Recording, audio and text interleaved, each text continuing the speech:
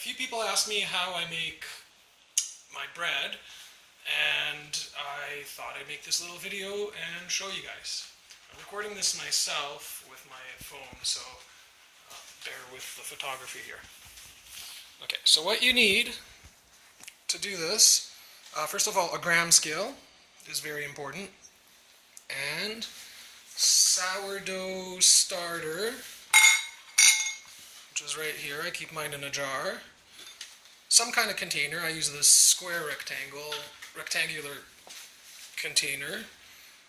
You can use a bowl, but I find this is much easier to work with. And I like my dough hook. Most people have a spoon, but if you have one of these, it makes mixing dough a lot easier. So, I will now show you what this involves. Okay, so the first thing that we do is we add 260 grams of our starter to the container that we're mixing everything up in. I'm going to try to do this with one hand. It's pretty difficult. If you notice, it's on the scale, zeroed, so that we can see exactly how much we've added. I prefer to be pretty exact with this, just to get consistent and reliable results. The thing about the starter, you can see it's very active. I fed it about 5 hours ago. The thing about the starter is that it has to be fed at 1-to-1 ratio, meaning 1 gram of water for every gram of flour that we add to it. So if we do that, we get the hydration at 1-to-1, and it's just good to be consistent so that we know exactly how much water is in our bread, because that makes a big difference. This is the recipe I use. Depending on the flour you have, it may absorb more or less water. So we're really going for the consistency that I'm going to show you here.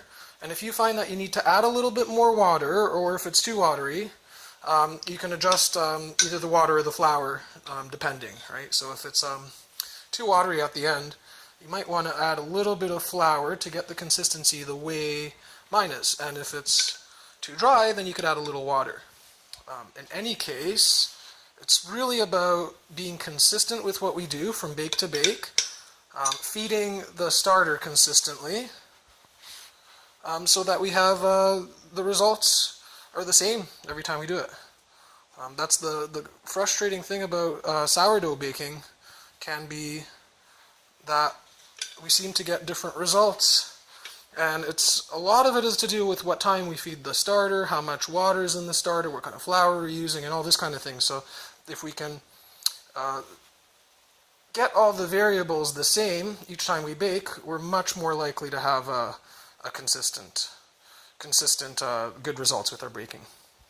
So, as you can see, that's 260 grams. Okay, next we zero the scale, like that, and we add 560 grams of water. And mine is over here, and let's see here.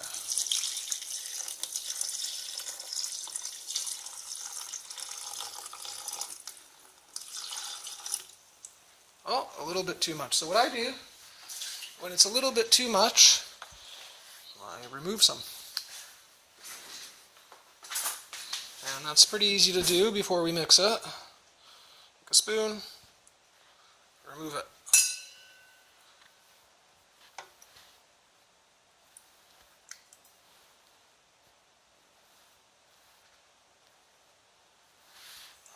And there you go, 560 grams of water. Okay, next we're going to add 20 grams of salt, and I like to use, what is this, fine sea salt. Really, I think as long as it's any salt without any added ingredients, that's ideal. But really, salt. So we're adding 20 or 21 grams of salt, and the idea with bread is that it's basically 2% of the dough weight should be salt. I think that is. For this recipe, that works out to 20 grams or so. Oh, there you go. 22 this time. Not the end of the world. Okay, next we need to mix up the salt. So, first thing is I just kind of swish it around, mix it. However you want to do it. It's a good idea to, dissolve the salt in the water before you start mixing the water in, and that way we know we have the salt evenly distributed. And so what I do, again I'm doing this with one hand, so it's a little bit more awkward and difficult. But what we do is we just mix the water and our starter very thoroughly until the starter is completely dissolved, or as close to completely as dissolved as we can get it.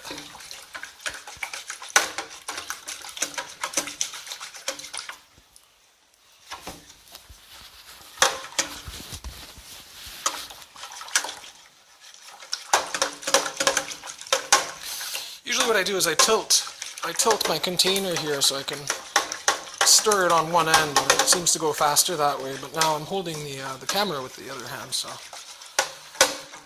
I'm having to modify my technique. As you can see, it's starting to dissolve. There's still some lumps. I guess some lumps are okay, but really we're trying to get all of the lumps out and get a nice dissolved starter in our water and salt for the next step. And it looks, oh, some lumps still.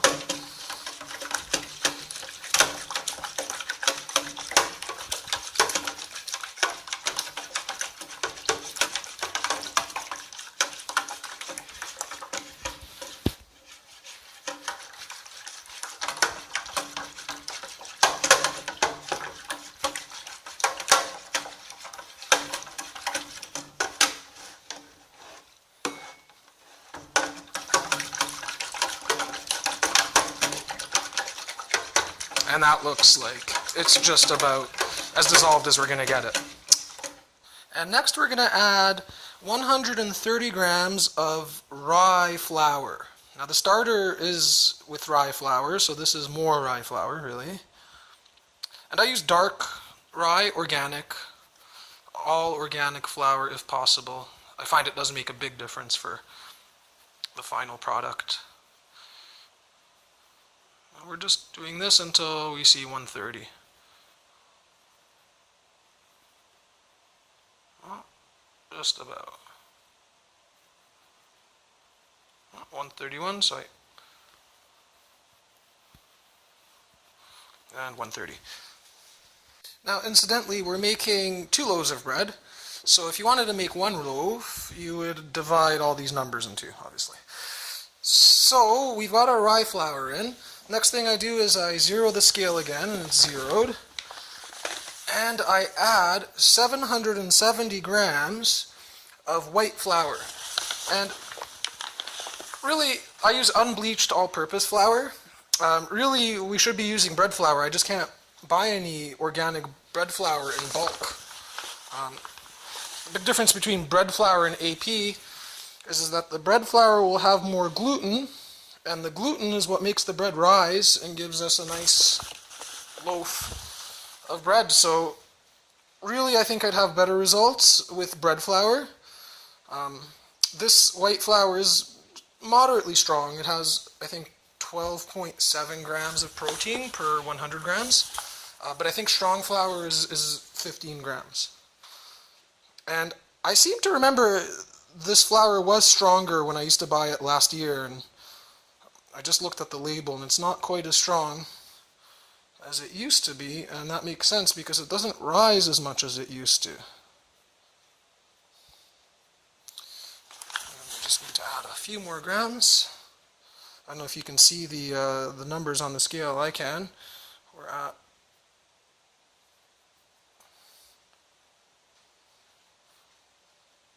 770 right there. Okay? So the next thing we do is stir it up. Take it off the scale, obviously you don't want to put pressure on the scale. But this is the water and the 2 types of flour. And we're just mixing them up. And you'll see why the dough hook is so good. It's a little difficult to do this with one hand because my container moves around.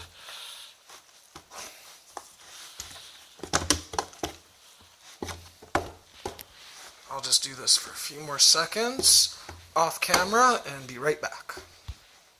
Okay, now we have skipped forward a minute or two.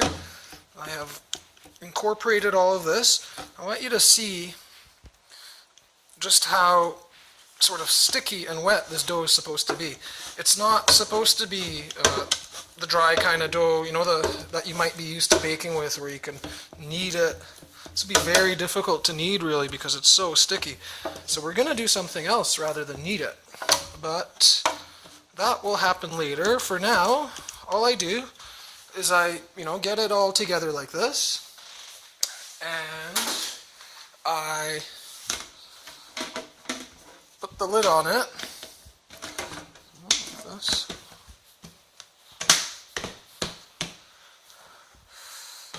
And I put it away for about, well, it needs to rest for 3 hours total, but I'm gonna do these stretch and folds 3 times in that time period. So I usually wait about an hour.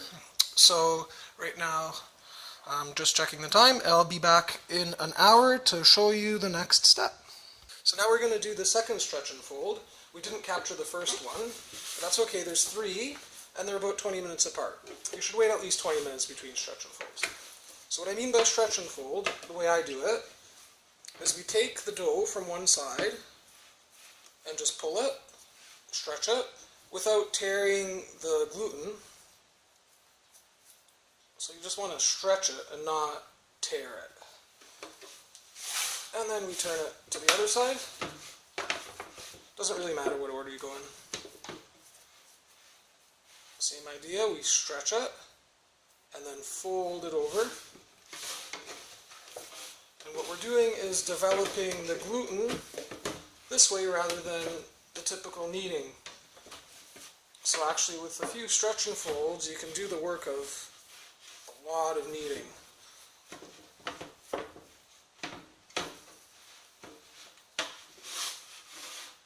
So you just basically just stretch it. The idea is to let the dough stretch. And then from this side as well. It's pretty sticky now because it's the second one, so it gets stickier as it gets more fermented.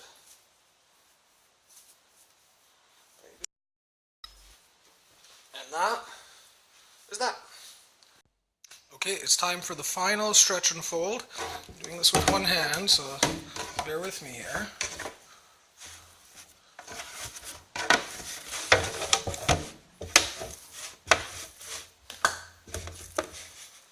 Just pull it and fold it. There's really no wrong way to do this. You're just trying to stretch out the gluten, and that's what's going to give the dough the shape. That's what's going to help it hold its shape, I should say. And that, in fact, will be the next step, will be to shape.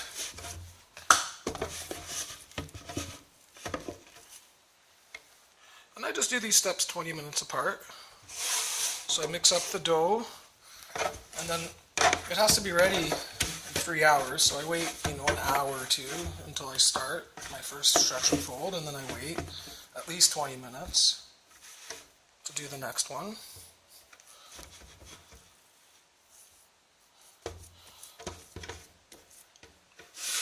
So that looks pretty good, and we'll just wait 20 minutes and do the shaping.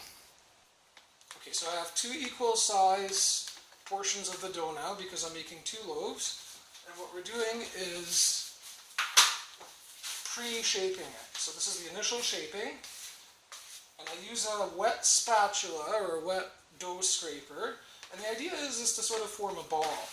Right? So you stretch the skin across the surface of the counter, going in circles. And it gets difficult because it's sticky, so what I do is I actually wet my hands. Two things you can do is flour your hands or you can wet your hands. But if you flour your hands, you'll be getting flour on the dough, which might create ribbons. So again, like this, like this. And if the counter is too wet, from the water that I'm using, I find it's necessary to dry it to give it the that friction that it needs against the surface to form the ball that we're trying to make. And that's fine, because it's just the pre-shaping. We'll wait now 20 minutes and do the second shaping. Okay, so now we're on to our second and final shaping. So same as before, like this. And really the idea is we're stretching the skin on the outside. And when we're done, we put it in topside down in our banneton. And a banneton is like a wicker basket. And it's floured with rice flour because rice flour is the best flour to flour your banneton with. It will not stick to rice flour.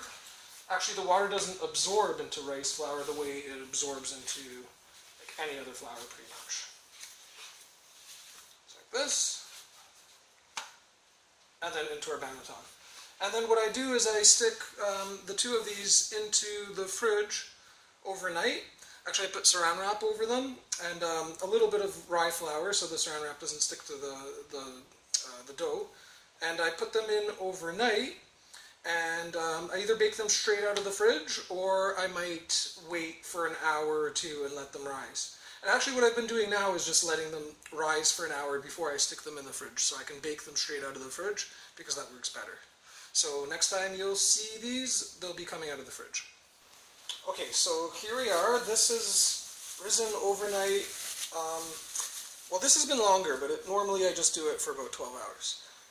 And so what I use are these silicone sheets. You could use regular baking paper, but this is reusable, so I use that.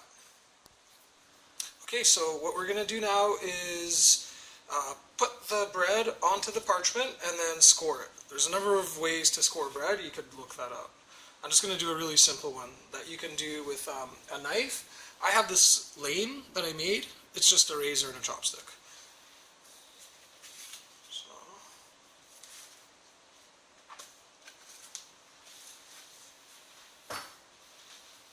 So the simple one is just cross like this.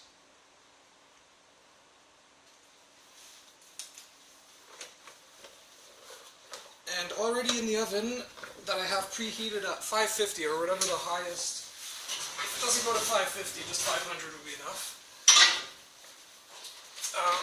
My Dutch ovens, my cast iron Dutch ovens. So what we're going to do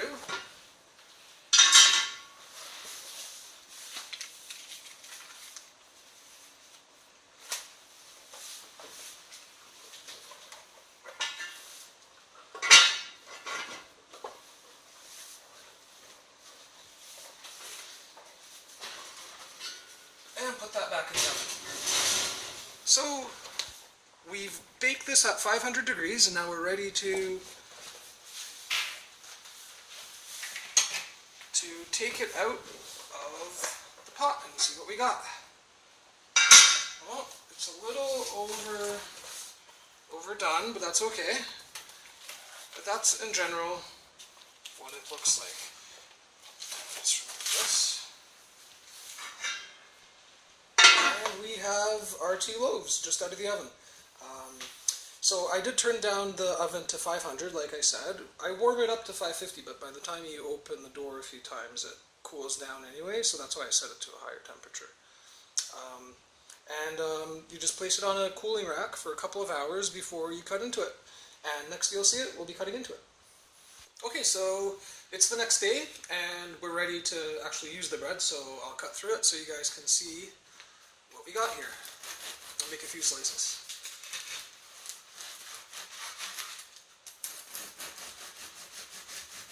Always very soft at first. It hardens up a little bit, but it stays fresh for 5 days. It's edible at least. We actually eat it a little bit longer. And that's what. See, there's some big holes like this. That's not ideal. That's probably from maybe the shaping. There's I noticed there's a bubble when I was shaping it, or a couple bubbles. That's all right. We've got pretty good crumb. I know it'll be delicious, and you can see the crust is actually really thick, and that's because we use the Dutch ovens. So that's the entire recipe, and I think it took about 15 minutes in total, spread across 2 days.